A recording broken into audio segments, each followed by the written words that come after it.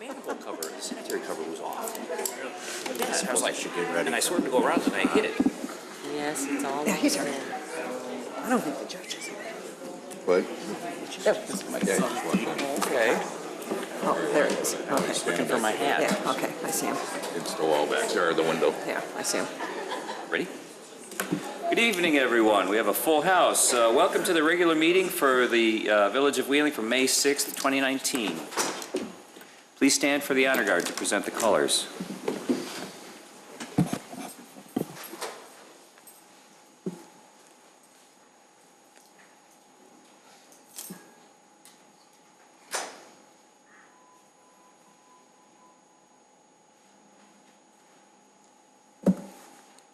Honor guard. Okay. Up. Forward. Arch.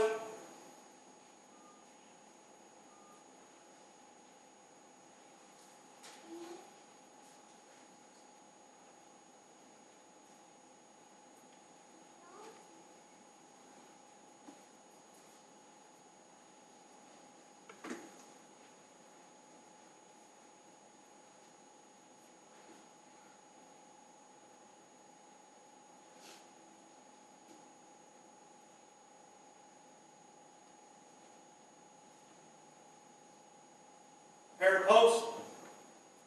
Post.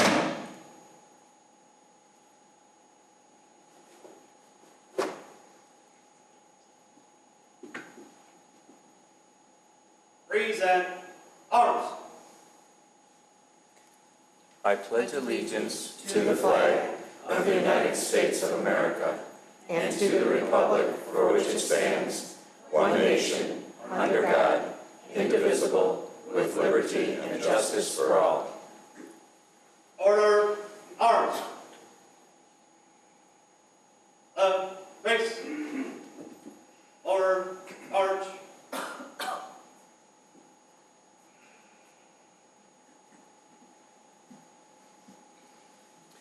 Please be seated.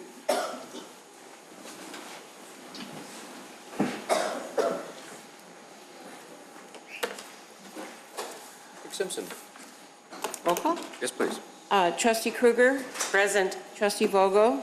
Here. Trustee Lang. Here. Trustee Vito. Here. Trustee Papantos. Present. President Horker. Here. Approval of the minutes. You have before you the minutes for the regular meeting of April 15th, 2019. I need a motion for their approval. So moved. Motion, Trustee Papantos. Second. Second, Trustee Lang. Roll call, please. Trustee Kruger. Yes. Trustee Vogel. Yes. Trustee Lang. Yes. Trustee Vito. Yes. Trustee Papantos. Yes. President Horker. Yes. Any changes to the agenda? There are no changes this evening. Simpson, proclamations.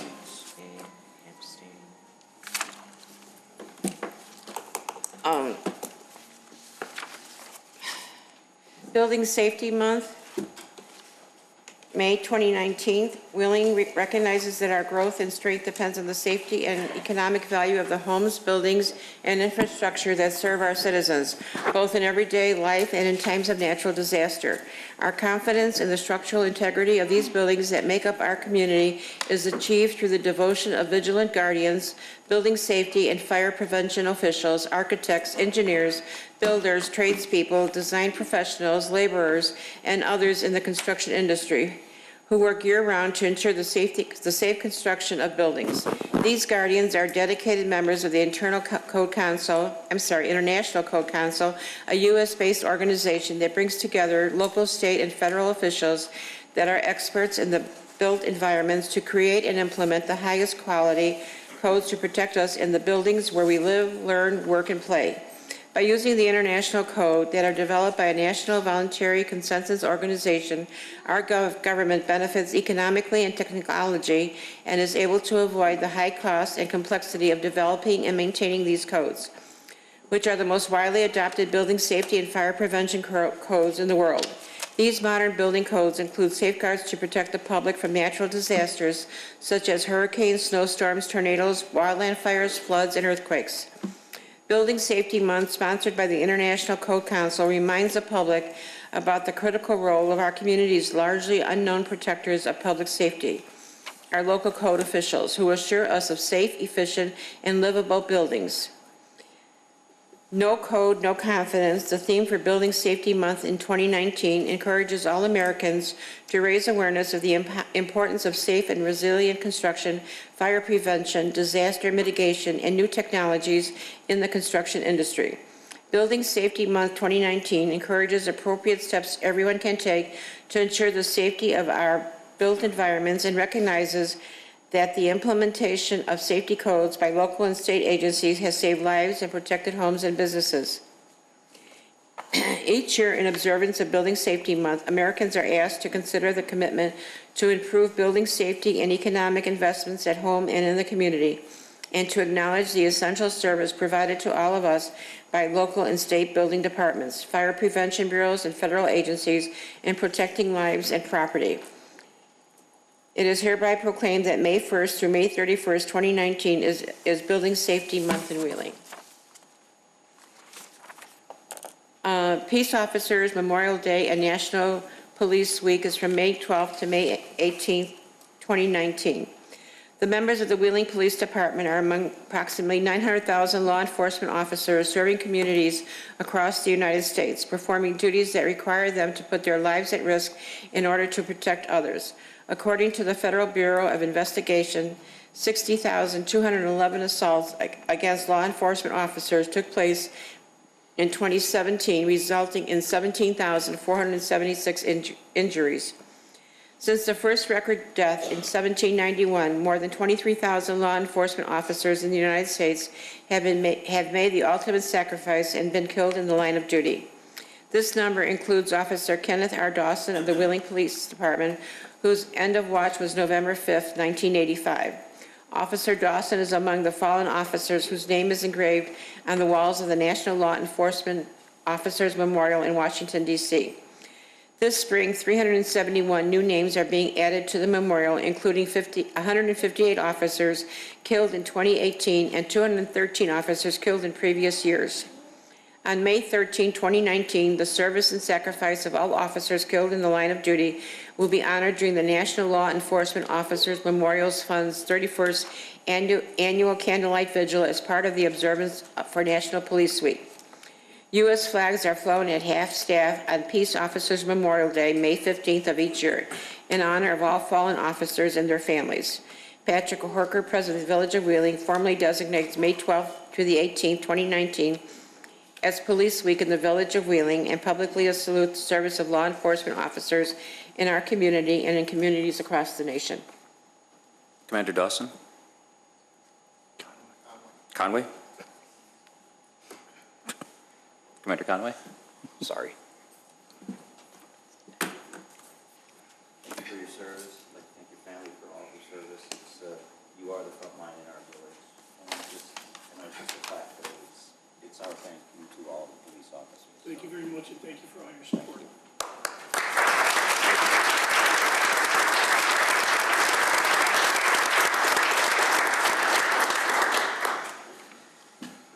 This is also Municipal Clerks Week, so instead of Elaine reading the plaque to herself, I will read it to Elaine and to Karen Hannaberry, who is out front.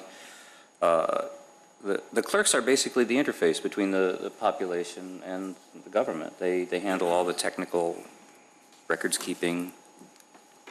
You want to be able to marry people? Someone told me once that we could. You could. Trustee Lehman told me that. If you want. Who am I to speak In otherwise? any case, Municipal Clerks Week is May 5th through the 11th. Whereas the office of municipal clerk, a time-honored and vital part of local government, exists throughout the world, and the office of municipal clerk is historically recorded as the oldest among public servants, and the office of municipal clerk provides a professional link between citizens, local governing bodies, and agencies of government at other levels, and municipal clerks pledge to be ever mindful of their neutrality and impartiality, rendering equal service to all. And the municipal clerk serves as the information center for community concerns and on functionals of local government. And Whereas municipal clerks continually strive to improve the administration of the affairs of the office of the municipal clerk through participation in educational programs, seminars, workshops, and the annual meeting of their state, province, county, and international professional organizations. And it is most appropriate that we recognize the accomplishments of the office of municipal clerk. Now, therefore, I, Patrick Horker, President of the Village of Wheeling, do hereby recognize the week of May 5th through the 11th of 2019 as Municipal Clerks Week, and further extend appreciation to the Wheeling Village Clerk Elaine E. Simpson, Wheeling Deputy Village Clerk Karen Hannaberry, Wheeling Township Clerk Joanne Gauza, and Cook County Clerk Karen A. Yarborough for their service to the residents of Wheeling, as well as to all the municipal clerks for their vital services they perform and for their exemplary dedication to the communities they represent. This is dated at the Village of Wheeling, the 6th of May, 2019. Thank you guys so much for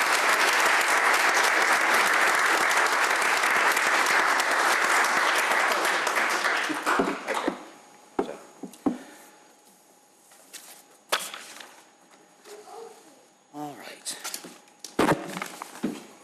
And now the reason most of you are here. Did I just introduce the Judge? We have Judge Hy Reitman to administer the oath of offices to our candidates Ray Lang, Joe Vito, and Dave Vogel, and our appointee Jim Ruffatto. How shall we start? Your Honor? I think in order, Judge.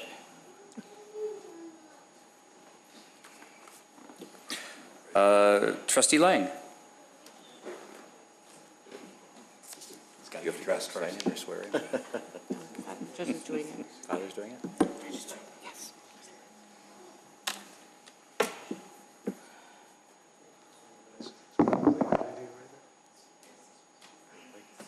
Yeah, please.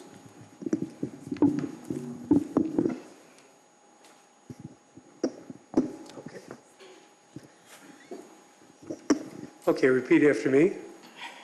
I state your name. Ray Lang, Having been elected to the office of village trustee having been elected to the office of village trustee in the village of Wheeling, in the village of Wheeling, in the counties of Cook and Lake, in the counties of Cook and Lake, aforesaid, do solemnly swear do solemnly swear that I will support the Constitution that I will support the Constitution of the United States of the United States and the Constitution of the State of Illinois, and the Constitution of the State of Illinois, and that I will faithfully discharge and I will faithfully discharge the duties of the office of village trustee the duties of the office of village trustee according to the best of my ability. according to the best of my ability. Congratulations.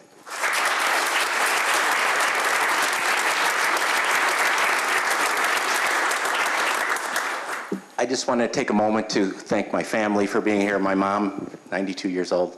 Love you, Ma. And my wife, Deb, and my daughter, Lauren, and her boyfriend, Adam, and then my sister, who's here for another reason. Thank you, everyone.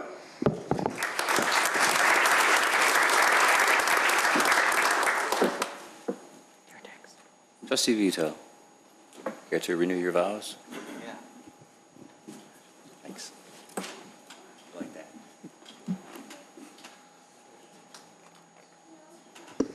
Okay, please repeat after me. My kids wanted to come up as they did last Okay. time, so come on up, girls. They wanted to be on TV, and they told their friends to watch the Wheeling There local you access go. channel. So that's fine. Well, it makes you look so much better also. What the hell? Okay, Two beautiful young gays. thank you.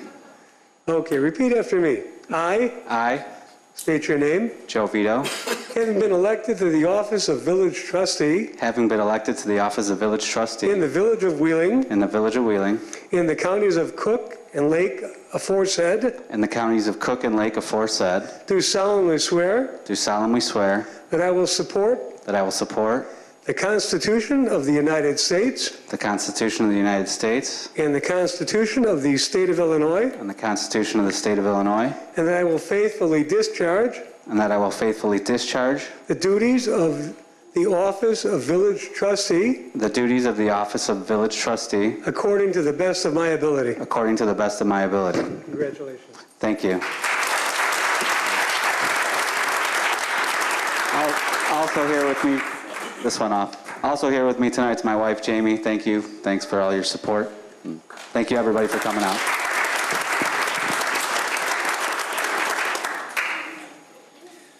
Trustee Vogel.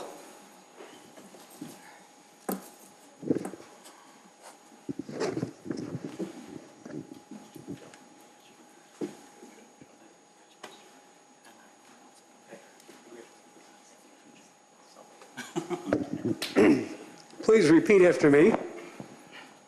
I, state your name, I, David Vogel, having been elected to the office of Village Trustee have been elected to the office of Village Trustee in the Village of Wheeling, in the Village of Wheeling, in the counties of Cook and Lake, in the counties of Kirk and Lake, aforesaid, do solemnly swear do solemnly swear that I will support the Constitution of the United States that I will support the Constitution of the United States and the Constitution of the State of Illinois, and the Constitution of the State of Illinois, and that I will faithfully discharge and I will faithfully discharge the duties of office of Village Trustee the duties of the office of Village Trustee according to the best of my ability. according to the best of my ability.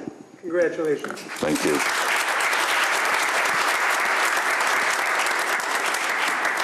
I want to recognize my wife, Becky is out there, my daughter Laura and her husband Vilmus, and Chris. Thank you for your support, and we'll see you later.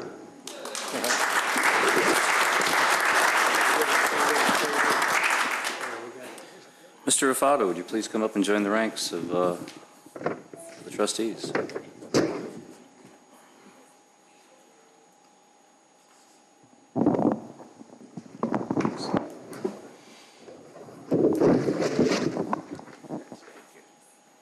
Please repeat after me.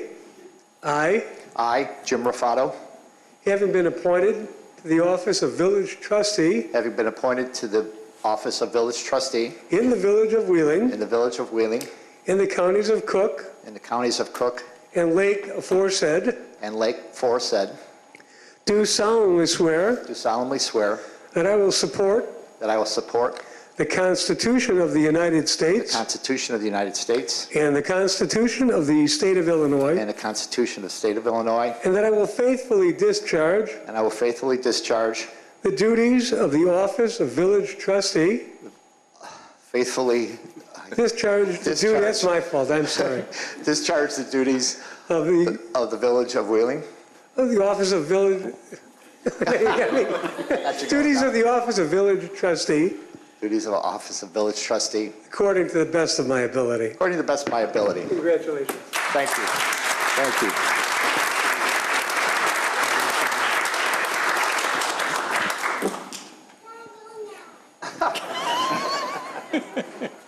Hang on, there's cake.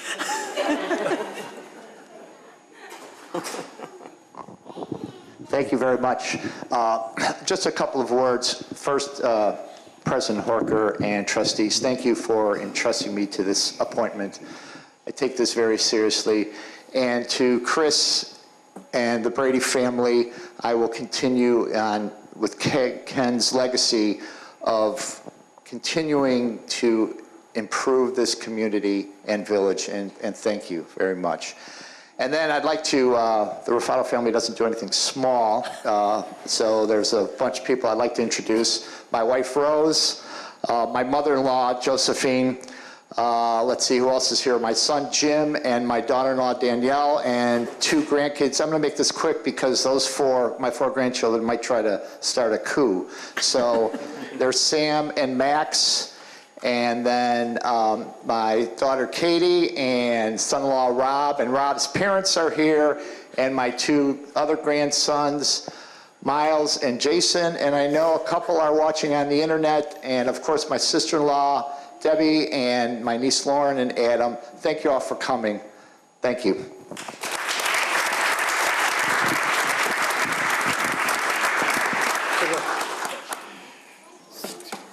Thank you all for your commitment to the village, and thank you all for coming. We do have refreshments in the lobby. It is about 6:51. I'd like to have a motion to recess at 6:51, and then we will reconvene at 5 after 7. So moved. Thank you, Trustee Ruffatto. Second, Trustee Vito. Roll call. All in favor? Aye. Recess.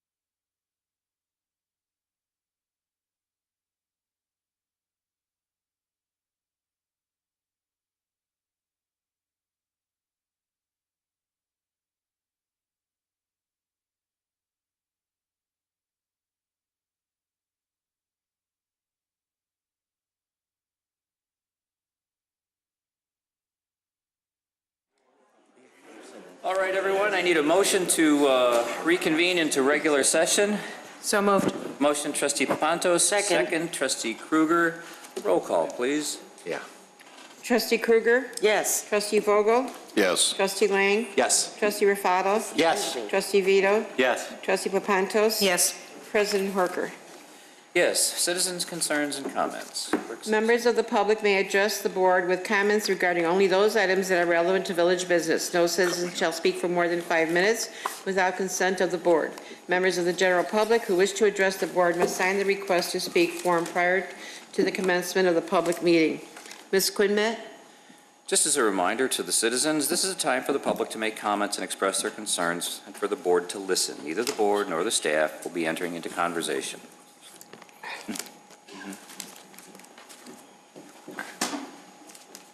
Good evening, everybody. My name is Jory Ouimet, and I am with the Link Together Coalition. The Link Together Coalition is a drug and alcohol prevention coalition, specifically in Wheeling Township. And I came to you today to discuss just a couple points, since there has been obviously a lot of talk around recreational legalization of marijuana. And you should have this piece of paper in front of you. Does everyone have that? So Link Together has been working in Wheeling Township for about 7 years, specifically on teen drug and alcohol prevention. And we have actually seen a reduction in past 30-day use, which is how we measure drug and alcohol use, is past 30-day use among our teens, from 18 to 14% between 2012 and 2014. So we've had the opportunity to do a program, an evidence-based program called Social Norms Marketing in our schools, which is specifically targeting kids' misperception that the majority of their peers are using. So most of our kids we know are making healthy choices and not using. So this is a media campaign where we have posters, we have PSAs, we have what we call Stall Street Journals in the back of the bathroom stalls to really encourage healthy behaviors. So one of the things that I wanted to address around the most recent recreational marijuana bill is the messaging that for advertising. So currently, as written, the bill allows for advertising 1,000 feet or more from a school, which is less than a quarter of a mile. So I just wanted to address that and, from an educational perspective, talk about the concerns around students being exposed to messaging around marijuana. Obviously, if we normalize use, there is more of an increased chance that they will use. A recent CDC study also said that kids that are more exposed to advertisement are more likely to use. So I wanted to offer Link Together as a resource. Again, we've been in Wheeling Township for a long time doing drug and alcohol prevention specifically. We have a lot of experts available to us that can be a resource for you. So I wanted to offer for anyone who is interested in meeting with me and discussing any of this information further to reach out to me, or I can also put you in touch with other experts that have been working specifically on the facts around concerns around recreational marijuana use. Thank you. Thank you, ma'am. Ms. Castleton?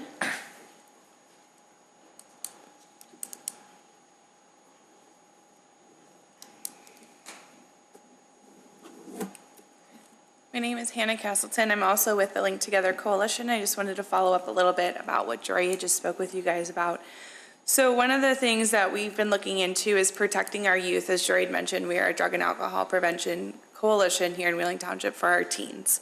So according to a study conducted by the Oregon Research Institute, following the legalization of recreational marijuana, there were increases in the frequency of use by youth who were already using marijuana. So for teenagers who had tried marijuana by the time they were in 8th grade, the frequency of use during the following year increased by 26%, more than those who were in 9th grade after marijuana was legalized, compared to those who were in 9th grade prior to legalization. So those who had been using by the time they were in 8th grade before legalization had a 26% higher use rate when they were 9th graders as compared to 9th graders who were in that age when there was no legalization. So this suggests that the community policy impacts youth attitudes toward and use of marijuana. Other concerns regarding teens include the THC concentrates, which can exceed about 80% THC as compared to 20% THC that comes in the form of the plant. Higher rates of addiction and greater chances of a harmful reaction for teens based on these high levels of THC is a significant concern. The proposed bill does not have limits to the percent of THC in the concentrates, raising concerns around teen addiction. Thank you, ma'am.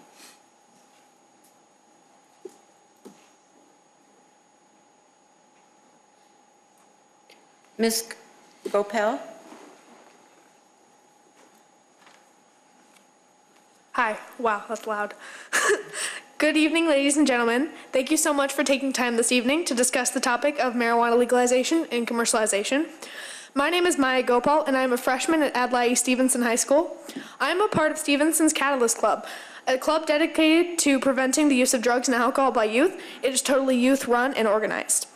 Specifically, I am on the marijuana legislation branch, so I am here on behalf of Catalyst to voice our opinion on the matter. As we are all aware, the topic of marijuana legalization is a huge issue in Illinois right now. We can see this with Governor Pritzker's push to legalize marijuana that started even before his campaign did. We can also see this from the bill that was just introduced into the Senate this weekend by Senator Staines. At a time like this, we can't just sit back passively and let our own laws be made for us. We must take action. We must think for ourselves and ask, will it be worth it? A main argument by proponents for legalization is that legalizing and commercializing will bring money into our state. So, this is also Governor Pritzker's main argument. You may have heard it before. So Catalyst compiled a cost study of which I have distributed highlights. You should find it in the black Catalyst folder that was distributed to you prior to the meeting beginning. In creating this cost study, we looked at not only the potential revenue, but also the associated costs. Now, the projected revenues were about $556 million.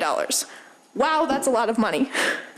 But we also look at the associated costs, which are compiled of workplace absenteeism, increased drug driving fatalities and injuries, increased ER visits, increased homelessness, increased increased car crash rates, and these are just the main costs. There will be more. We found the sum of these costs would equal about $670.5 million.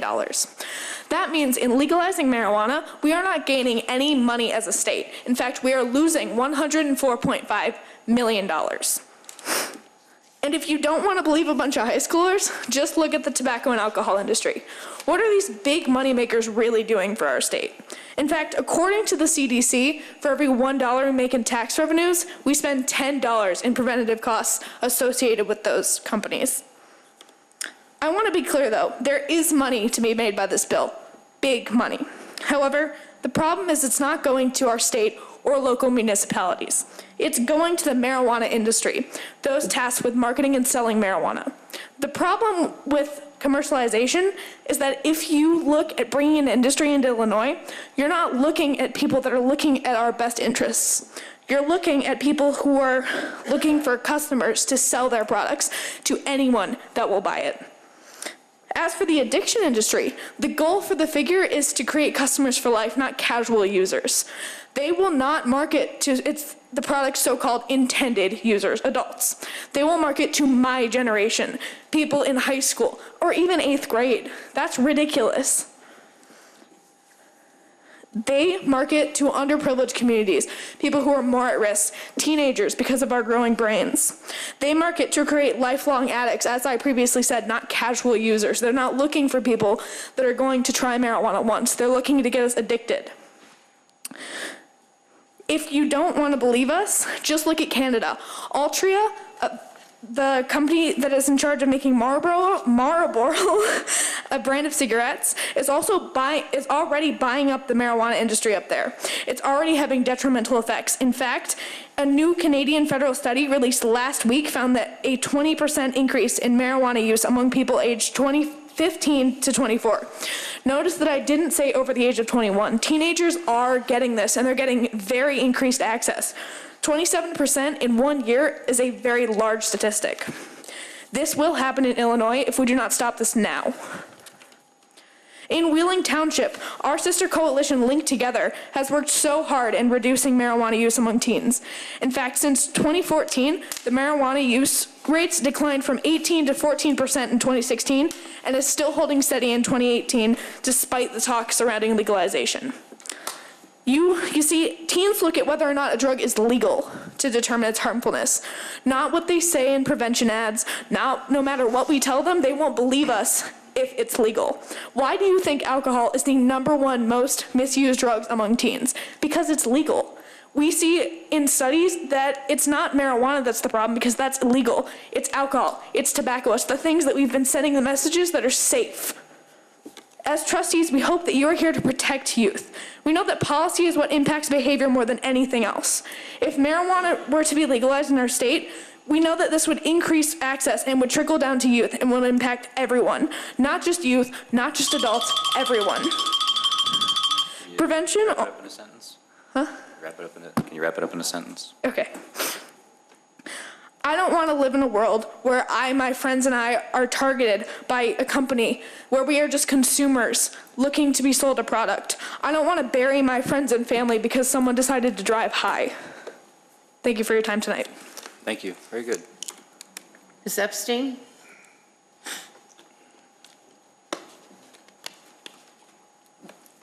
Hi, my name is Jamie Epstein. I am the sponsor of the Catalyst Group at Stevenson High School. I'm also the executive director of Stand Strong Coalition, which is what Link Together does, but for Stevenson High School and its feeder middle schools.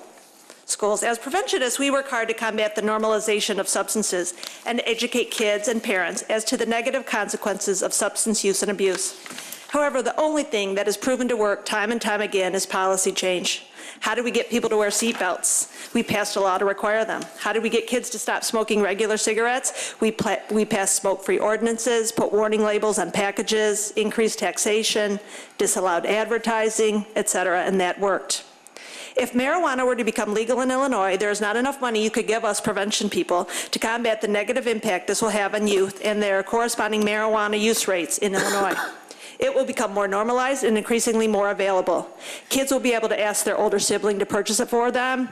They will be able to get it from their homes, just like they do with alcohol. You guys send a message to teens when you make something legal or not. Parents and youth look to lawmakers to protect us. If you allow pot shops in Wheeling, the access to this dangerous product will increase.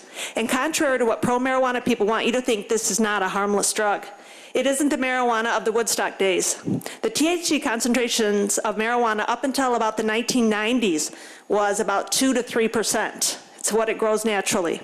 Currently, the average THC in legal weed is about 12 to 15%, but you can get concentrates up to about 90%. Right now in Illinois, in the medical marijuana dispensaries, they are selling shatter and this wax that's up to 90% THC. With concentrates this high, it is practically a different drug. It is more addicting, especially for youth, and is more associated with the mental health issues for youth, including even psychosis. It is what generally causes the increase in ER visits and poison control calls in states that have legalized. It isn't safe, and these high concentrates are allowed in the current law that was introduced this past weekend. This is despite the fact that the mental and public health officials urge lawmakers to limit those THC values. Lastly, I know that many lawmakers believe that this is what Illinois residents want. That's because when you ask an opinion poll, just with a binary question, do you want to legalize marijuana in Illinois? 60% of the people will say yes. However, Mason-Dixon did an independent poll. We didn't pay for this poll. It was an independent poll. And what they did is they asked people that binary question, do you want to legalize marijuana? And 60% of the people said yes. And then they said, hey, we're going to give you some more information. Did you know that medical marijuana is currently available in Illinois for those who need it, and that it is actually decriminalized? People can't go to jail for it if they have up to 10 grams of it, which is about 15, 20 joints. Now let me ask you the question again. Do you want to further legalize it and allow a commercialized market, or are you good the way it is, or would you like to repeal? You know, they gave them more choices. And then it dropped to 23% of Illinois residents wanted to actually go further and commercialize marijuana and open up stores. And if you ask them if they want it in their neighborhood, the answer is no. You have that in a packet. It's titled the Mason-Dixon poll. We have a few actions that you can take in the very near future to help protect Wheeling youth if you so choose. Some of the problems is that lawmakers need to hear from local villages that we aren't interested in it. The kids met with Representative Diddich this past summer. He told them he doesn't want marijuana here, but he also indicated it might be hard to go against his party. He said that if we could go out and get resolutions from villages to show them and show him, and he could then go show his party that this isn't what we want, that would help help him greatly. Vernon Hills is passing such a resolution tomorrow night. Mundelein is working on one. Bannockburn, Deerfield, we're presenting to them the next 2 Mondays from now. So it is in the works. We are doing that, and it is in line with Representative Moylan's resolution, which you have in your packet, that just asks Springfield to slow down. Let's get more data. Let's not say this is a done deal. Let's look at this more closely. So we were in hopes that that's something you guys could consider. We've also included in there a local toolkit with different ordinances from villages and towns across the country and states that have legalized, that adopted these ordinances before legalization and adopted them after legalization. We don't think that adding pot shops will make Wheeling a better town, and I can promise that Lincolnshire is not going to let them in Lincolnshire. Vernon Hills has already opted out, or they're going to tomorrow. They're going to come here to Wheeling, so we have an interest in this matter too. We don't think it will make Illinois citizens better off. We understand that there's a 3% tax you guys can add, but we don't think that the cost that will go along with this in terms of increase in drug drivers, increase in poison control calls, increase in ER visit, is going to be worth that revenue that you'll bring in. We think we hope that Wheeling will put the health and welfare of Wheeling and Illinois youth before profits. Do you guys have any questions for us, or? That's not how this works, but you're kind of really good. Thank you. Okay. Sorry. Thank you. Nice job. Mr. Janik, thank you for speaking, everyone. Mr. Janik, want to tell us about the construction project? Wait, but first, it did not flood in town. Thank you. If Desplaines wants to call. So what's going on with the road? Just wanted to remind the board, or let the board know, and the public, that construction season has started. We have started some projects already. We have a water main project going on down south of Wheeling, and we are starting to prepare. We are preparing for roadway projects. We have two that are going to be starting relatively soon. One's a small grind and patch project. A lot of that's going to take place in Ridgefield. We have a larger road improvement project that's going to start in the Denoyer, Kingsport, and Chelsea Cove area. That's probably going to start late this week with saw cutting. And there are other projects that are on the website if you need information on them. But I just wanted to remind everybody that construction season has started, and to be aware of vehicles, concrete trucks, asphalt trucks, that sort of thing. Thank you, Mr. Janik. Clerk Simpson, consent agenda. 11 consent agendas. All items listed on the consent agenda are considered to be routine by the village board and will be enacted after one motion. There will be no separate discussion of these items unless a board member or citizen so requests, in which event the item will be removed from the general order of business and considered after all other agenda items. 11A, resolution adopting an ICMA retirement corporation governmental money purchase plan and trust. 11B, resolution authorizing the acceptance of a previously bid contract for the purchase of 3 four-wheel drive Ford F-250 pickup trucks from Curry Motors in an amount not to exceed $81,682 during 2019. Item C, ordinance amending Chapter 4.32 of the Village of Wheeling's Municipal Code, alcoholic liquor dealers, specifically Section 4.32.085, to decrease the authorized number of Class A, AV, and B-1-V liquor licenses. 11D, resolution accepting a proposal from Hager Engineering, LLC, for construction engineering services related to the 2019 street improvement program in the amount of $59,800. Item 11E, resolution repealing Resolution 2019-27 and authorizing the execution of a declaration of restriction covenant for the former Fox Point Mobile Home Park property at 573-601 South Milwaukee Avenue. Item 11F, resolution approving a publicly bid contract with the RMS Utility Service Midwest Water Group Incorporated for a manhole rehabilitation project in the amount of $178,331. Resolution 11G, authorizing 125th anniversary parade from Northgate Parkway and Illinois Route 68, which is Dundee Road, traveling east and terminating at Wolf Road. If there are no concerns, or, you okay? Oh, I'm good, go. Okay. If there are no concerns or comments about the consent agenda, I need a motion for approval. So moved. Motion trustee Vogel, second. Second. Trustee Ruffatto. Roll call, please. Trustee Krueger? Yes. Trustee Vogel? Yes. Trustee Lang? Yes. Trustee Ruffatto? Yes. Trustee Vito? Yes. Trustee Papantos? Yes. President Horker? Yes. New business.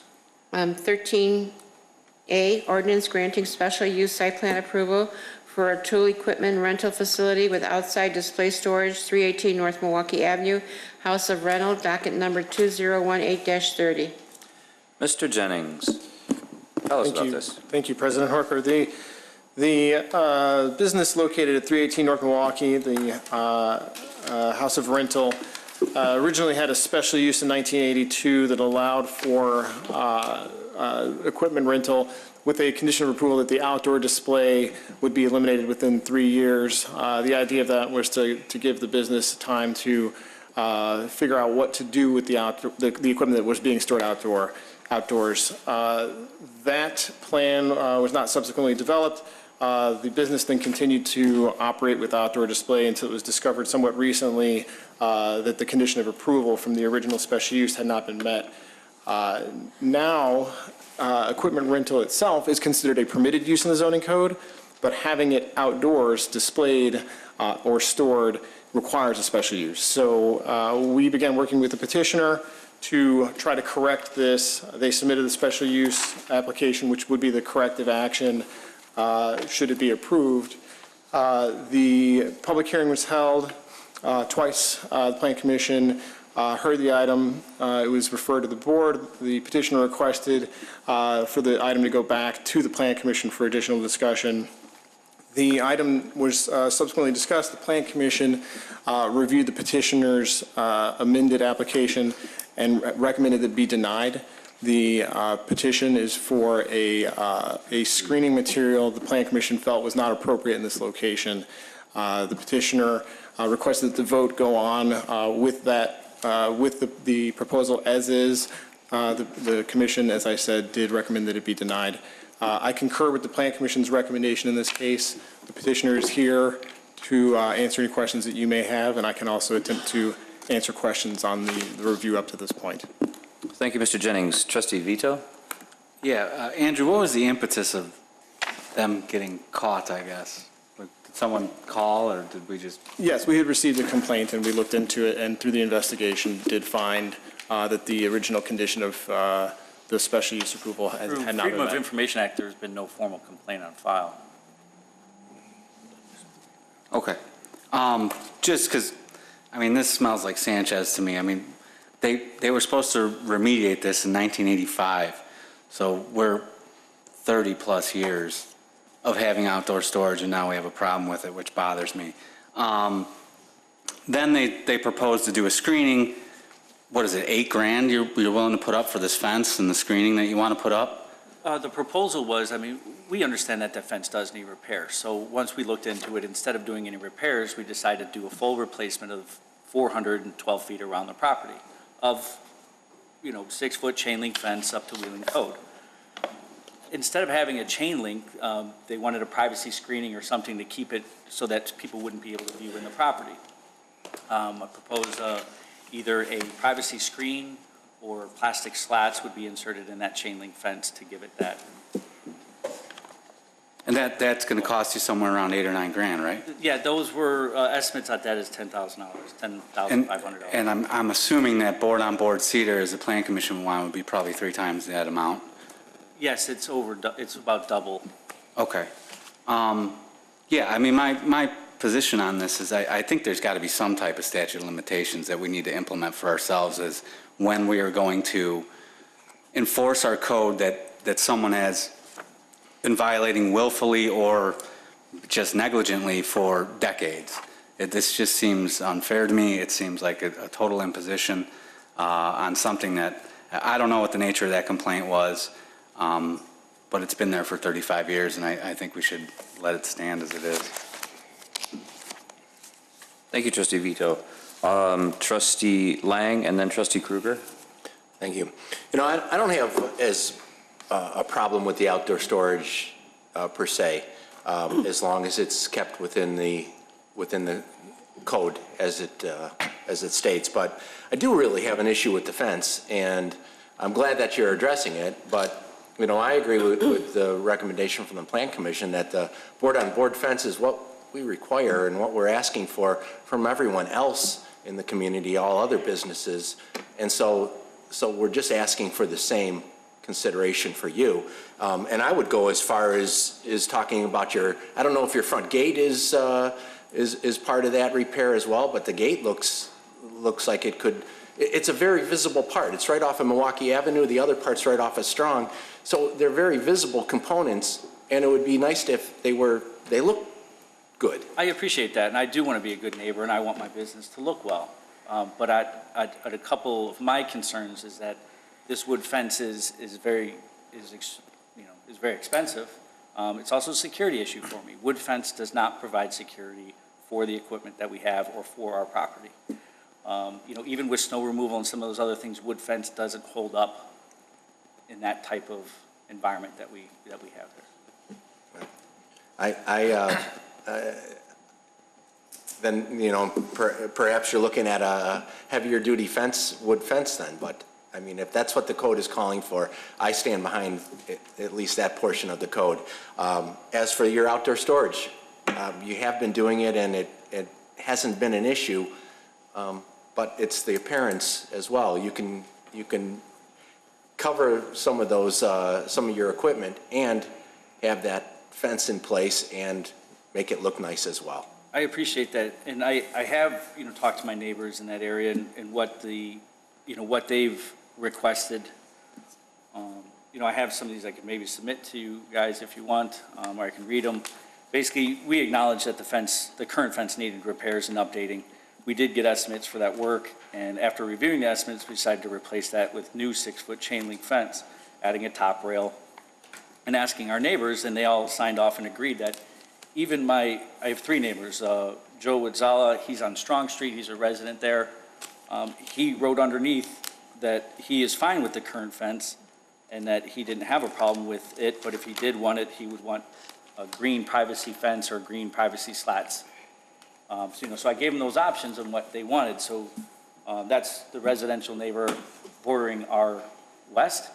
The Starbucks also acknowledged that the fencing requirement, yes, they said green as well, and then one windows, one siding, felt the same way. So all 3 of them, all my neighbors, we're all good neighbors together, felt that if we were to replace it, that would be satisfactory.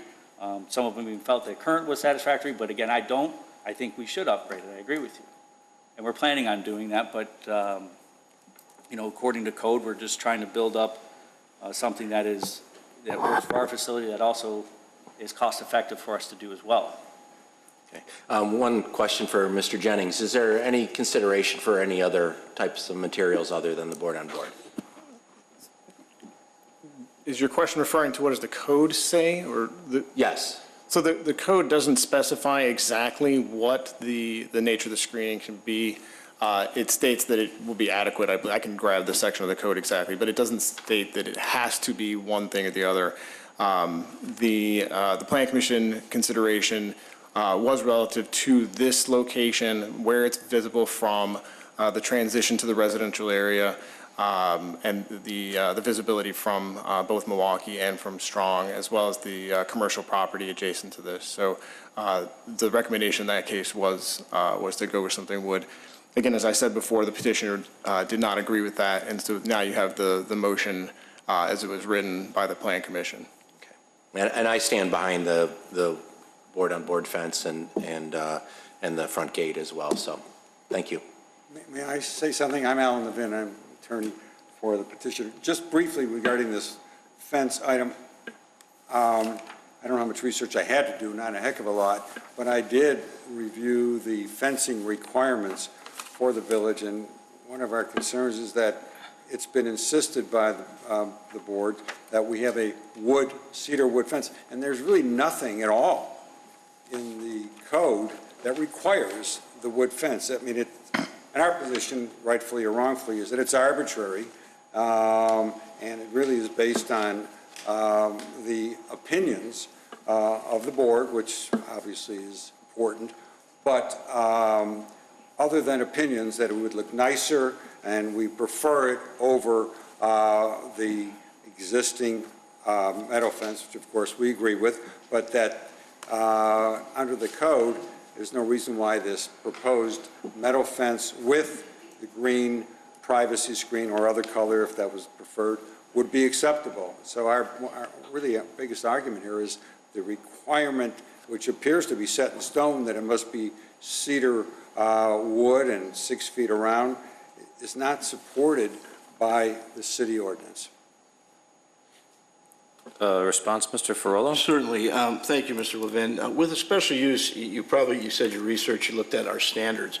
And the reasons for special uses in a zoning code are to look at a use and where a use might impact other properties negatively, to try to minimize that impact. We don't have to have exact standards for the fence in order for a recommendation to be made to this board on a certain type of screening. So you're looking for a black and white requirement for a cedar fence. It doesn't have to exist. This board and the Plan Commission has the latitude to impose conditions upon a special use that they feel would best minimize the impact of your client's use to the neighboring properties, and at the same time maintain the essential character of the community. So with all due respect, what you're arguing isn't necessary for this board to approve the recommendation of the Plan Commission for that type of a requirement. I always like all due respect. This is a lawyer joke. Sincerely, yeah. That's zoning law. Thank you, Mr. Ferrolo. Mr. Trustee Lang, are you? Yes, I'm finished. Thank you. Thank you. Trustee Kruger and then Trustee Papantos. Thank you, Mr. President. Director Jennings, paragraph 3 of the recommendation in our packet says that the petitioner acknowledged the existing fence requires repairs, updating, and proposed to replace the existing chain link with new 6-foot-tall fencing with the inclusion of a top rail. I just want to be clear, and I imagine I can direct this, sorry, Andrew, to you guys. You're replacing, your intent is to replace the chain link that's there with brand new 6-foot-tall chain link with a top rail. Yes, exactly. And you're also proposing to put some sort of a mesh product? A privacy screening that would satisfy the village. Okay, since we're talking about code, I did search chapter 1910.070 looking for some reference to a mesh product. The code is silent on that product, and I think as the Plan Commission stated, it's because it's not optimal. It's just something that I think the Plan Commission and I believe that is can deteriorate under weather conditions and be flapping in the wind and just become a different kind of eyesore. So I'm not in favor of the mesh product that you're proposing. I wanted to be clear about you replacing it, not just repairing what was there, right? Yeah, it would be a full replacement. Okay. And again, whatever that privacy screening was, either the plastic slats or the mesh screening, whatever would satisfy that requirement. And as a side note, and probably now to Trustee Vito's comment about smelling like Sanchez, this 30-year non-compliance issue is very similar to home-based business that operated illegally without action until the village committed to enforcing the code. That happened in my neighborhood. And I did not have a choice as a trustee to make a compromise. And there were no compromises. Everyone that was in violation was held to the code, and they either had to comply on their properties or move their storage to some other more suitable location. So the reason I bring that up is because if we're going to enforce our code, then I don't think there should be any compromises. Why would we consider creating an inequitable perception condition for others to look and say, hey, you let that guy have this mesh product, I want to do that now. And I don't want to create that kind of a precedent. And I also feel like from a board perspective, my colleagues, we should be considering that if more of these are coming before us, we should either enforce the code as it's written or propose legislation to change the code, but not compromise and basically spot zone to make fewer people happy. That's all I had. Thank you. Thank you, Trustee Kruger. Trustee Papantos? Thank you. Could you explain what your issue is as far as security? I'm not following that a wood board-on-board fence is less secure than a chain link fence. Well, Excuse me. sections of those wood fences can be removed quite, a lot easier than a chain link fence. So basically, you could take a whole section down, or you can actually break through a section. You can cut through a section. You can run a section through with your car. It doesn't hold up. Even with snow removal and things like that, you push a little bit of snow into those fences, then it cracks a hole. If you have a hole in the fence, now the hole is there, and you have an open fence. So for a lot of different reasons of what we do, and it just doesn't hold up as well as a chain link would. A chain link, you can bump into it, it bounces back. It has structurally a woven metal fence that holds up quite a bit better. Do you have issues with security right now? We have a theft probably about once a year, maybe two a year, depending, we've been there for 42 years, so there's a long history there. I just don't have, Okay. And when you concern, yeah. questioned your neighbors or asked what they thought, were they asked about a wood fence? Yeah, they were. And again, the visible sides is really the Starbucks. There's 76 feet at Starbucks. That's a very visible side. On Strong? Yeah, because of, that what borders that Starbucks there. So everyone going through the drive-through that sees that fence. I got it. The next on Strong Street is a 55-foot fence, that runs along Strong. And then on my neighbor, it goes 165 feet all the way on the back end of the property, which, is an old alley that was annexed, and we did a bunch of plantings there. So you really can't see our building from that whole side. That residential side is just filled with pine trees and all sorts of different, when we annexed that alleyway with Wardzala, he did a ton of planting in there. So that whole side you really can't see. And then the 120-foot side of fencing that we share along one windows, one door is again in his parking lot and our upper parking lot too. So that's what consists of that 412 feet of fencing. The real area is at Starbucks and Strong Street. Do you maintain the landscaping on the west side? On the west side? Where you said the alley was? No, the resident bought that property and he maintains it. Okay. Joe Wardzala, he had bought that old alley and he now owns that as part of his parcel. Because if you're going down Strong, and I think this is what the concern is from a lot of people, it does kind of look like a mishmash of different things sitting there, and so it's hard to, it's not pretty. I don't know of a nice way to say that. I apologize, but. That's fine. And with that yard, it changes seasonally. Okay, so our business changes seasonally with what's going on. In the summertime, equipment would be out on rent, and it would be out on construction sites or out other places. In the wintertime, we try not to keep things outside just because of the conditions and things outside. So, that yard moves and changes depending on what season it is. So we're always constantly changing it depending on what we're doing.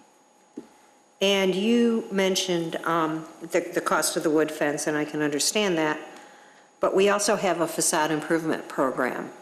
Have you thought about that where, and I apologize because I'm going to get the information wrong, up to half of your cost, up to $50,000 is That's qualified correct. costs? That's correct. It's up to 50% of the verified expenses. It requires pre-approval, but yes, it's up to 50% of the verified expenses. So if the wood is twice the amount of the chain link, wouldn't that solve the problem? That would be up to the, that commission or whatever to decide if that was a worthy investment for them. Okay. I could say under theory. Could you speak in the mic? I'm sorry. Under that theory, I don't think there's any issue. Of course, it would solve the financial issue. if it's permitted and allowed. But I'm not familiar with it, maybe my client is. The building is in a TIF district, and they brought that to my attention about that, and I did fill out an application, started researching on it. So yes, we have been aware of it. I can submit the application and see what funding would be allowed. I mean, that might solve a big portion of the problem that we're all looking at right now. And the condition is a lot of these things, if it's I'd have to get the paperwork in front of me, but a facade improvement versus a replacement or versus upkeep, some of those things would maybe considered upkeep offense. I don't know if it's considered an improvement. I don't know. I'd have to ask submit my paperwork and see if that would be allowed. thank you. And specifically, we've talked about code. I'm getting two different, and I'm sorry, this is more towards community development. Is this a requirement by code? I'm not talking enforcement, making this a special use, absolutely, I understand that. Yeah, I can read, just to clarify, I can read the section of the code that relates to screening. Thank you. So you're required to have screening in certain locations. One of them listed in the code is outdoor storage. All outside storage, except outside storage of aircraft and vehicles, shall be effectively screened year-round by wall, fence, or densely planted compact hedge of a height adequate to screen the objects stored, but not more than 8 feet in height. And what Attorney Ferrolo was referring to are the standards for the special use, which relate to the impact of that use in the location. Is it adequately screened? Does it have a negative impact on the area around it? So it's the combination of those two things that the Plan Commission recommendation is based on, is that in order to meet the special use standards, they're recommending a fence that was more in keeping with the area around it. Thank you. That's all I have. Thank you. Thank you, Trustee Papantos. Trustee Ruffatto, and then Trustee Vito. Thank you. Thank you, Mr. President. Having been on both the Plan Commission and now here, just some clarification. The Plan Commission did not have any issues with the special use. Special use in taking the poll, there was not an issue with that. It was the screening. And the screening, unfortunately, we're in a commercial area transitioning to a residential area, and there's a lot of traffic there, and it is an ugly. The fence is not in good condition, and we felt that, and I feel the same way, that the screening is not adequate. And if we look at the type of screening we're talking about, it's a mesh screening, and I know you've talked about the number of years that it stays healthy, but the same screening is used in Park District and industrial areas. It's really not used in residential areas, and that was really the issue there. So I stand by the Plan Commission in wanting the chain link fence and the offerings that were made, and I believe there's even one in the current docket to have compromise there. So that's where I'm at on this situation, on this docket. Thank you. Thank you, Trustee Ruffatto. Trustee Vito, a response? So Andrew, in that part of the code, where it's just a fence, it doesn't even say anything about mesh or anything in terms of screening. It refers to adequate screening, yes. So if we're talking about a special use, then you have to go into the consideration of the factors that go into a special use, which all center around how is this going to change the character of the neighborhood? Well, since it's been that way for 35 years, how it is now is not going to change the character of the neighborhood because it's been that way. So we're not talking about rezoning or spot zoning or anything else. We're talking about granting a special use. They came in and said, okay, we hear you, you don't like it screened, we'll shell out $9,000 and screen it. And now we're saying, no, that's not good enough, even though it's been that way for 30 years. We want you to have a cedar fence, board on board, that's going to rot, that's going to cause problems with snow. Ask my wife right there. We bought a $4,000 cedar fence, and the gate doesn't work anymore because the snow shifted everything this summer. And it's brand new. I mean, and it's going to have wear and tear. You're going to have problems with it, and you're going to have security with it.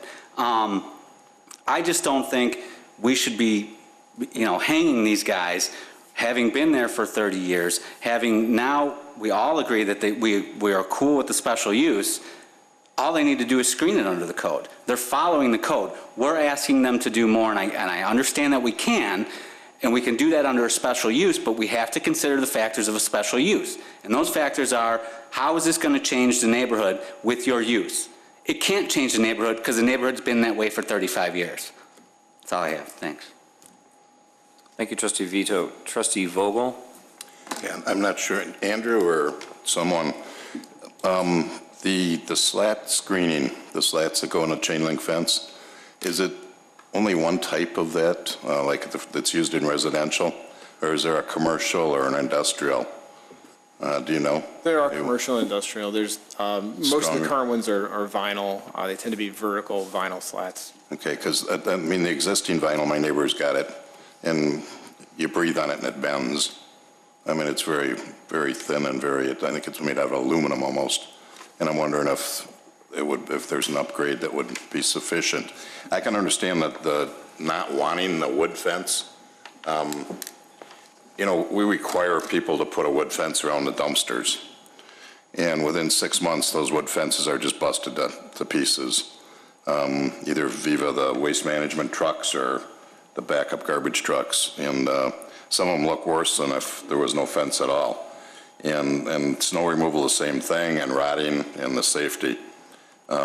So I'm willing to, if you're changing your mind and saying you would do a wood fence, if there was a facade improvement, which Mary mentioned, if you think that's adequate and are going to change your mind that it's not a safety and a security reason, or it's just going to get busted up right away, think about it. I'd make a motion that we table this and let him work on the facade improvement and see if he can get the pricing compatible to what chain link would cost him. I was actually going to ask about the facade.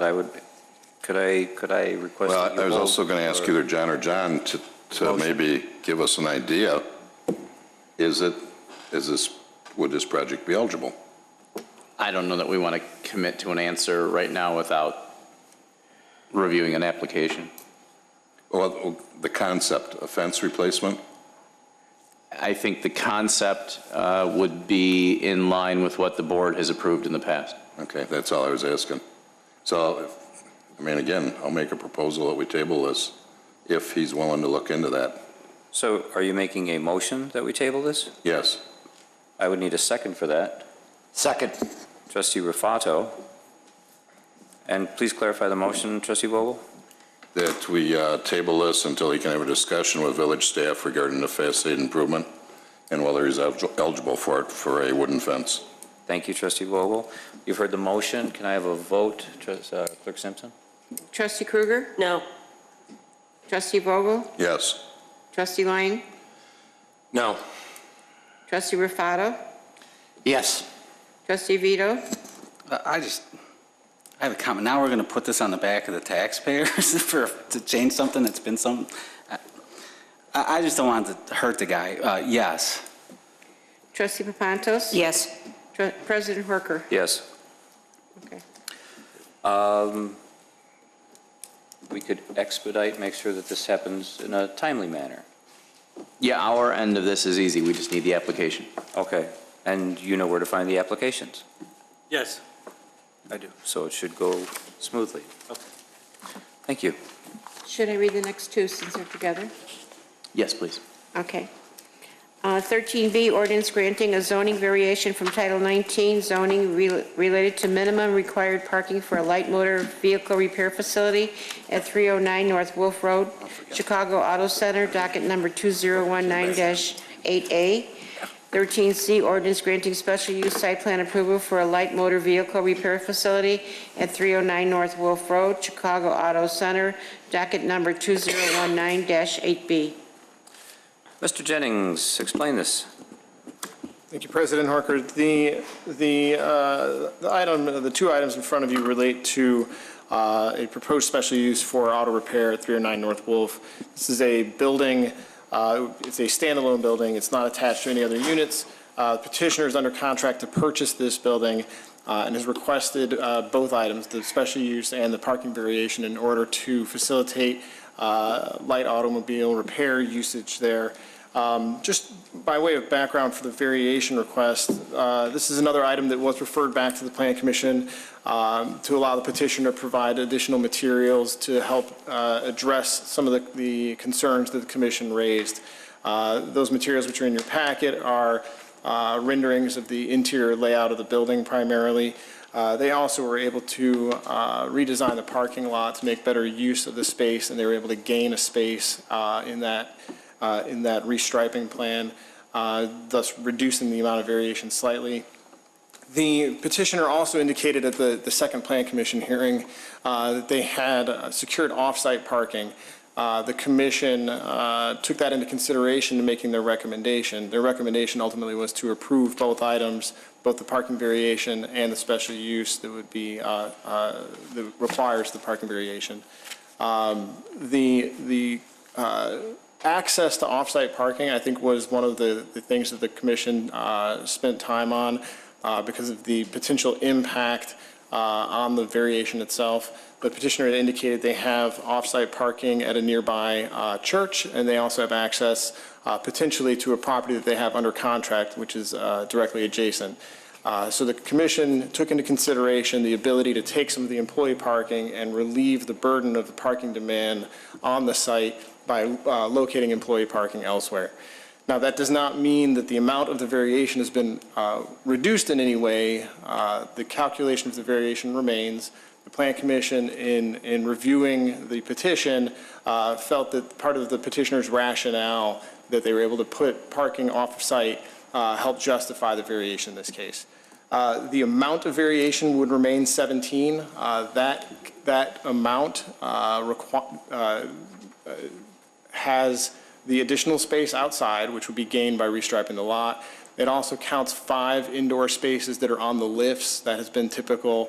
The Plan Commission did not find that the other parking spaces inside should be counted in a way that would reduce the amount of variation, although the materials presented by the petitioner do illustrate some indoor parking that is not on the lift. So for the purposes of this variation, I just want to be clear that it does not include taking parking out of the total requirement by putting it on their property. It was just part of the one of the factors that the Plan Commission considered. And then the indoor parking is related only to the lifts, the 5 lifts that are in the building. With that, the petitioner is here. The Plan Commission, as I said, has recommended approval. There are conditions of approval on both items.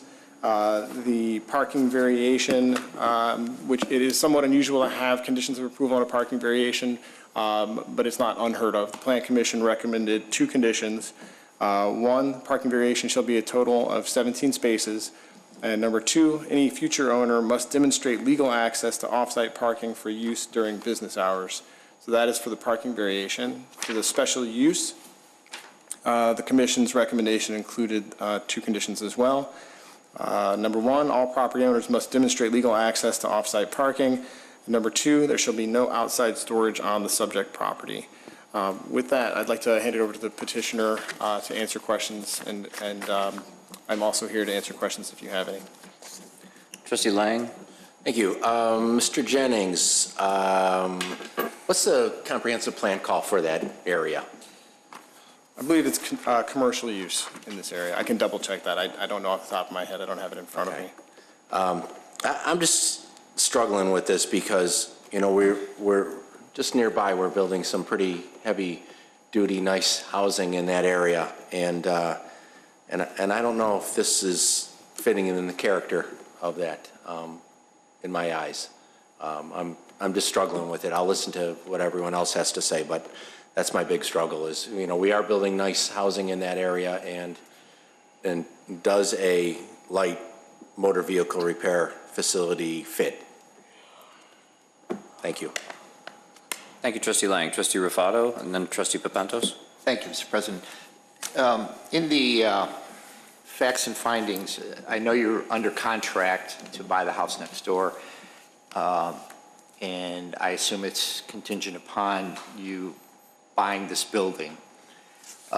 One, And in the staff report, we talked about, I think at the Plan Commission, they discussed a time boxing, the demolition of that, and using that as parking, but I didn't see anything further on that. I don't know, Andrew, if you could talk to that, or if the petitioner can talk to that, because I'm sure the Plan Commission took that into consideration in giving this variation of 17 spots, because that is quite considerable.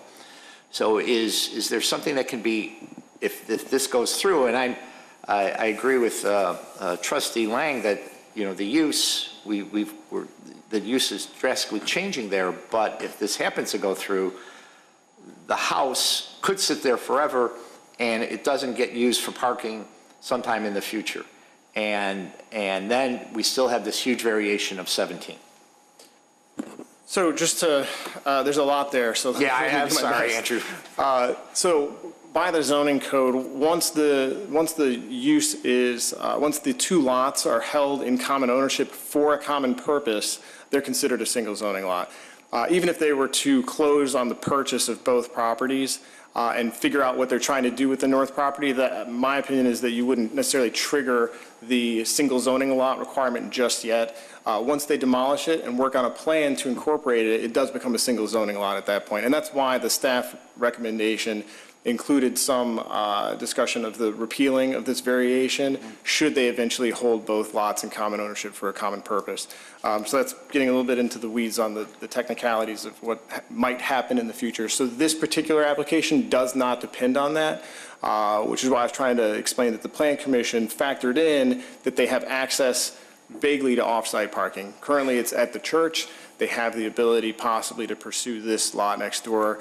They had indicated at the public hearing with the Plan Commission that their intention is to do that, but they've been under commitment to this property longer, and they had intended to pursue this regardless of whether or not everything falls into place on the other lot.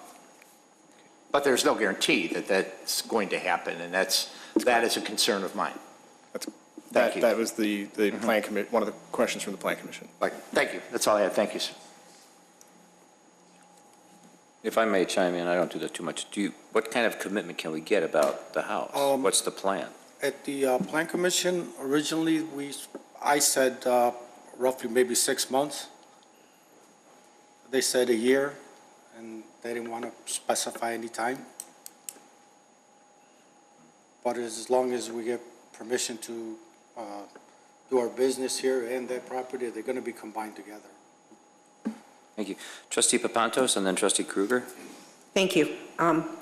You certainly want to come to Wheeling. You've jumped through quite a few hoops to get here. Why not? Well, thank you, and I agree.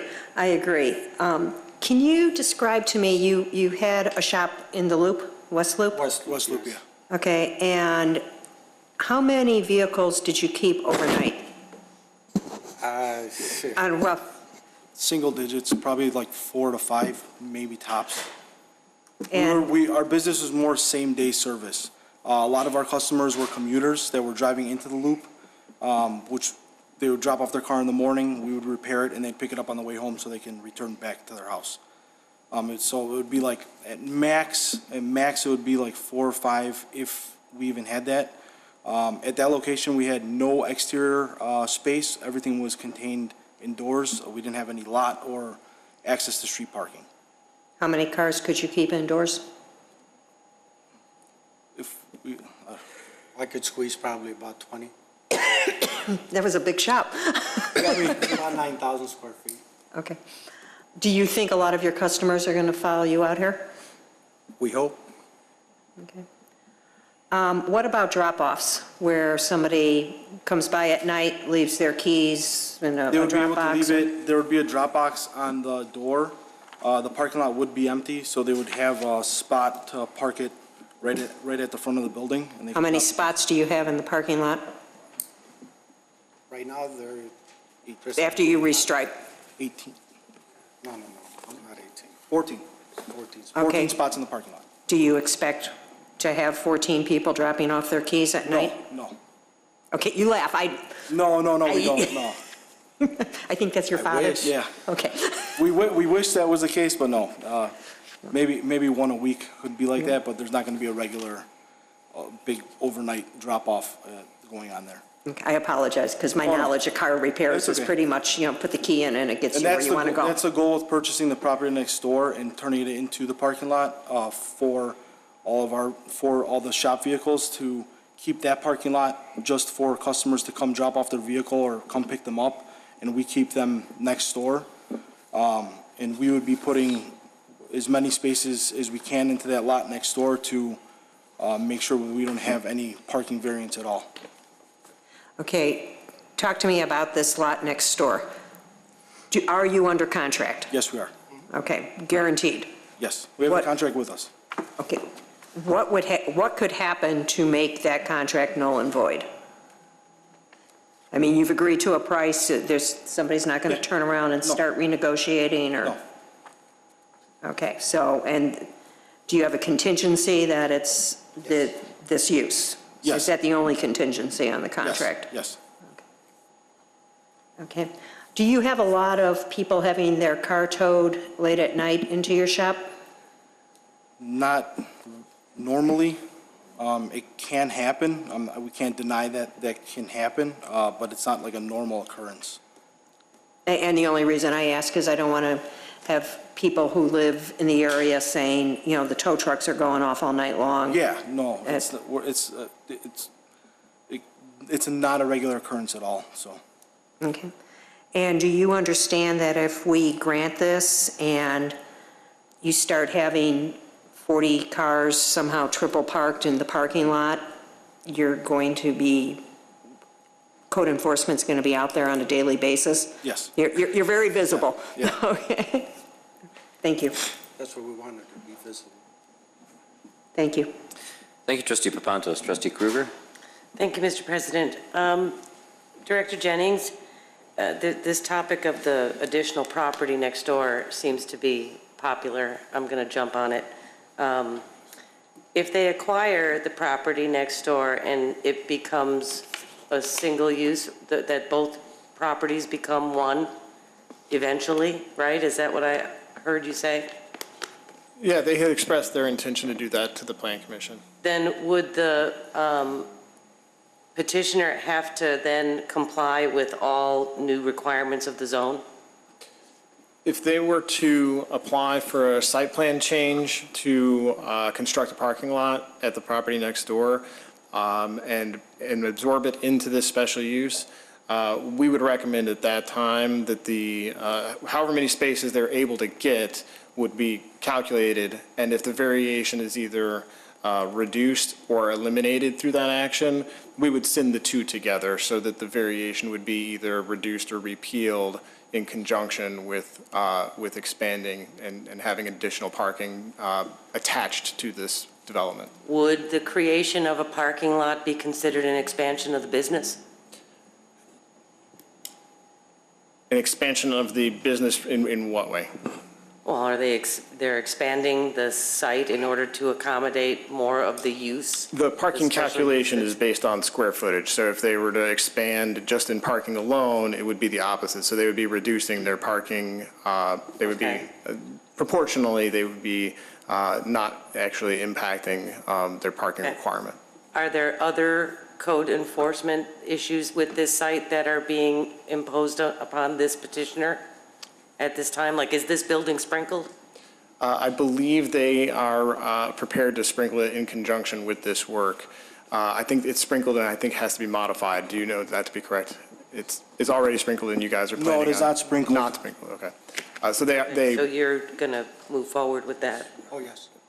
And perhaps for the benefit of Trustee Lang, I did look at the comp plan, and on page 43, item 3, it says just to the south and on the west side of Milwaukee Avenue is another potential redevelopment area, which also has frontage on Wolf Road. This area currently contains a mix of industrial, restaurant, and office use. While some of the current uses remain economically viable, this area does not represent the highest and best use of the land and could be redeveloped as commercial residential mixed-use area with specialty retail shops and residential units on the upper levels.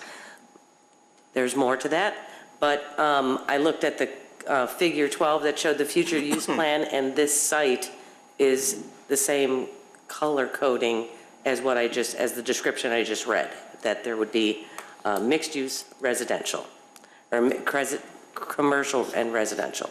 So then I went to the code and looked up Chapter 190510, Mixed Use Districts General Requirements, Section C2 states, MXC, Commercial Residential Mixed Use Area, the MXC is intended to be less dense than the MXT district. The comprehensive plan envisions a mix of residential and retail uses either within the same building or in close proximity to each other. Director Jennings, does this MXC use fit, or is that clearly why we're asking for a special use, because it doesn't fit the guidelines of the MXC code? If I'm understanding the question correctly, it is a special use in this district, which has allowed them the opportunity to apply for the special use in this case. If it had been a prohibited use, they wouldn't have the option of going through. So it's been determined by the village that automobile repair is appropriate in the MXC district, subject to the review of the location and how it's handled. Got it. That's why I brought it up, because it's, I don't know if this would be considered a less dense use or a more dense use in a mixed-use area. So I'm struggling with that, to be honest. And I am struggling with 17 parking space variance, only because I don't think this village has issued, outside of a PUD development, I don't think we've issued a variance with that high of a number. So that's where I'm kind of struggling. So I'm hoping more of my colleagues speak about it. That's why we got off-site parking too, for time being. Understood, but so we that's can get the lot. eventual, right? That's not an immediate change that will take effect right away. The shared parking is immediate. Oh, church. Correct. And elsewhere. Got it. Thank you. Thank you, Trustee Kruger. Any other questions? Oh, shoot, I was last. So just to recap, do you have a contract for the off-site parking currently at the church, or do you have some sort of written agreement? Okay. And Mr. Jennings, you've seen that? They have provided it to the village, yes. I believe you've given it to Steve already, is that correct? Yes. What's the term? I mean, length? The term for the parking, or the length of it? No, what does the agreement state? How long you can have that parking? As long as we decide not to use it no more and they ask us to leave, if we do something wrong. Is there any notice? I mean, can they give you With a 30 notice, days? correct. 30-day notice and they can kick you out? With a written notice, yes. 30 days, or they say? No, it doesn't specify exact time. Okay, is there any deadline or any, in the contract to buy the house next door? Is there anything built into that agreement that you have to have closed within a certain time frame? No, as long as we go ahead with the special use and everything, we'll be closing both properties. Okay.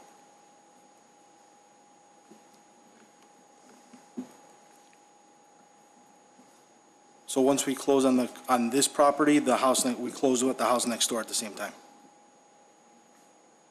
The house next door has been abandoned, so, I mean, nobody live in there.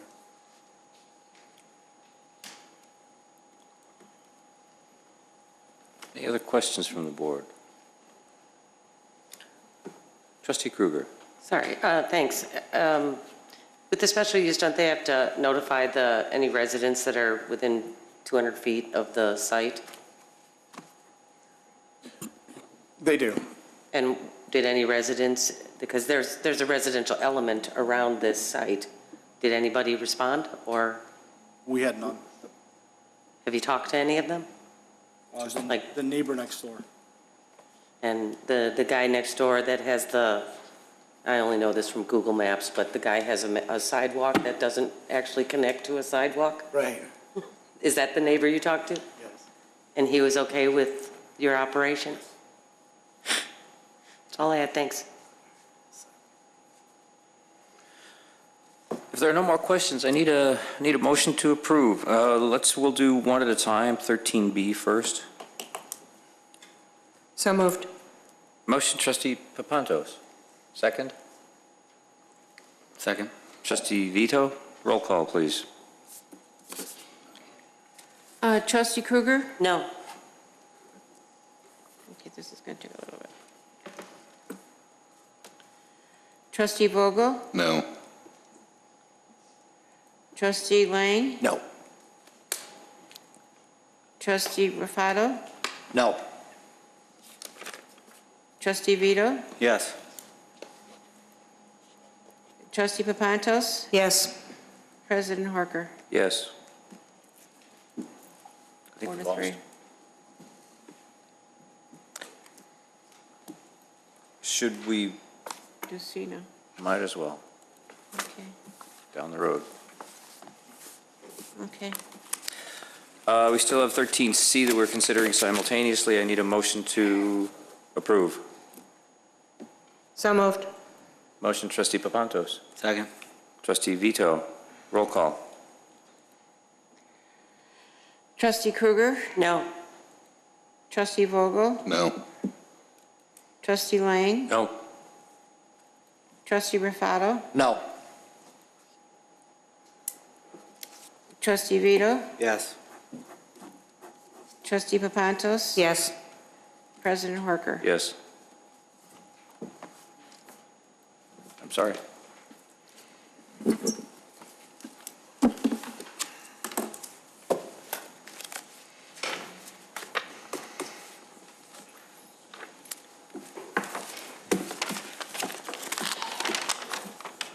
Official communications. Clerk Simpson, you have something.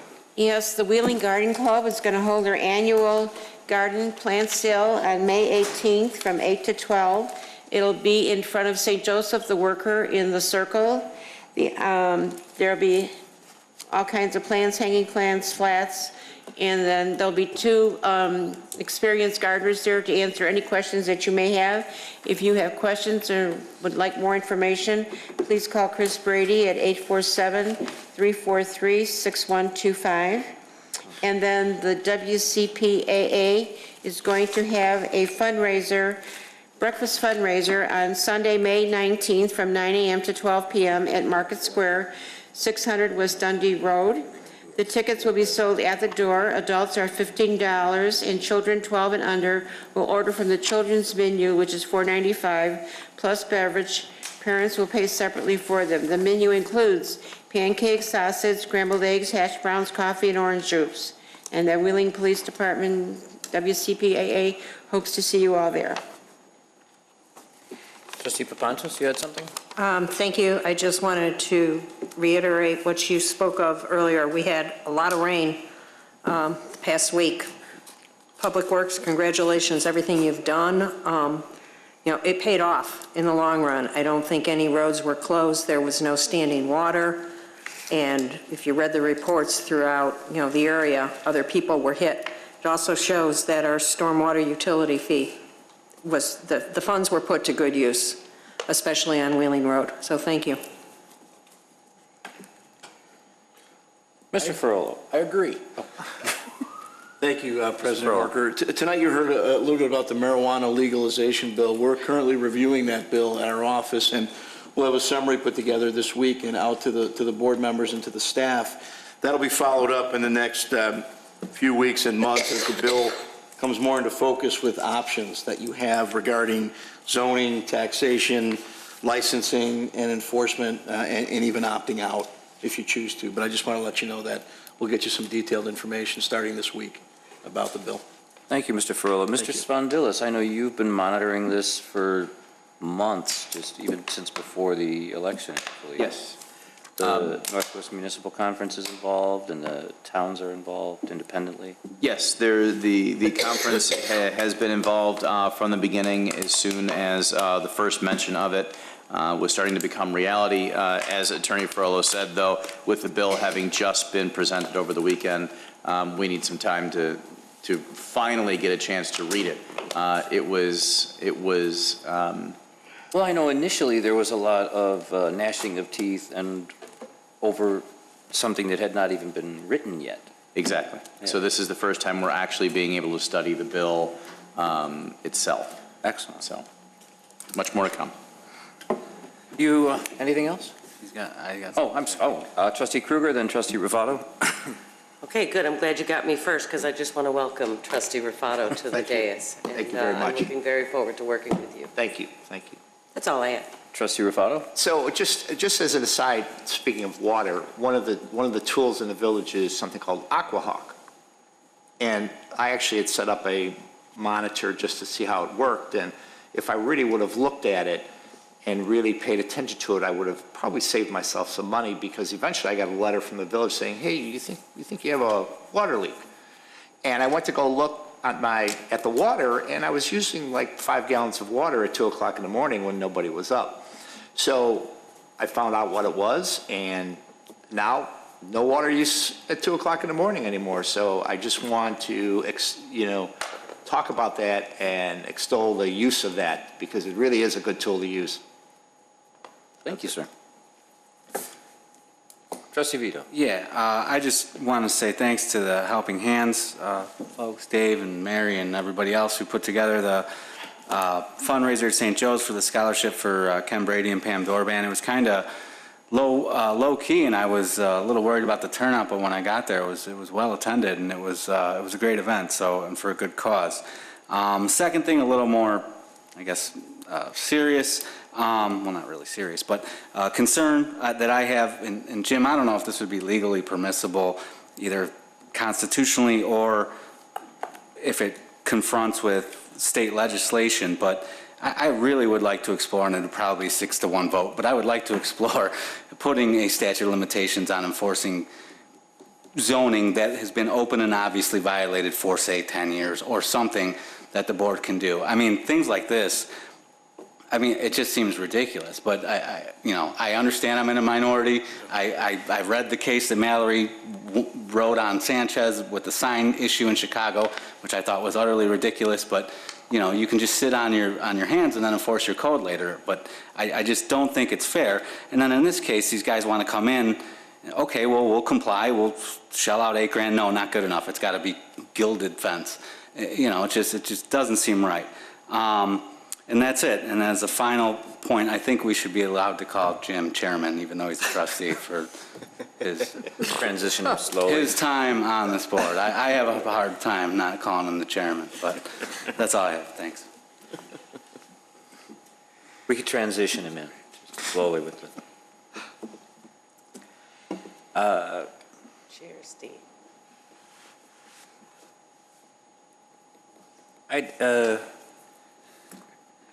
I do think there are, this is going to seem weird. I actually agree with Trustee Vito on this. I think it's something we should consider and maybe talk about publicly again at some point. I know you're probably bristling. I have no comment. Because the code is a wonderful outline, and it's a way to, and it is how we maintain order and health and safety. But the code is created by humans, and we are fallible. I'm not going to, go ahead.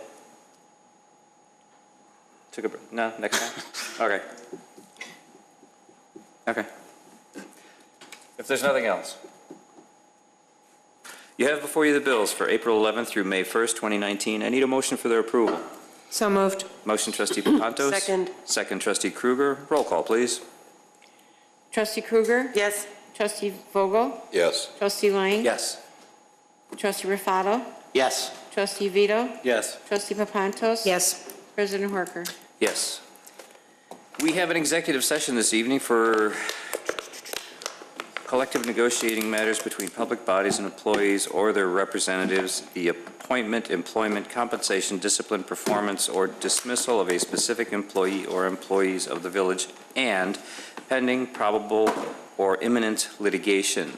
It is 8:24. I need a motion to recess into executive session. So moved. Motion, Trustee Ruffatto, second. Ruffatto? Trustee Vito. Wait, Ruffatto and then Vito? Vito. I just happen to be looking that way. Okay. Roll call. Trustman? Trustee Kruger? Yes. Trustee Vogel? Yes. Trustee Lang? Yes. Trustee Ruffatto? Yes. Trustee Vito? Yes. Trustee Papantos? Yes. And President Horker? Yes. Recess. We bring everything up, or? I do.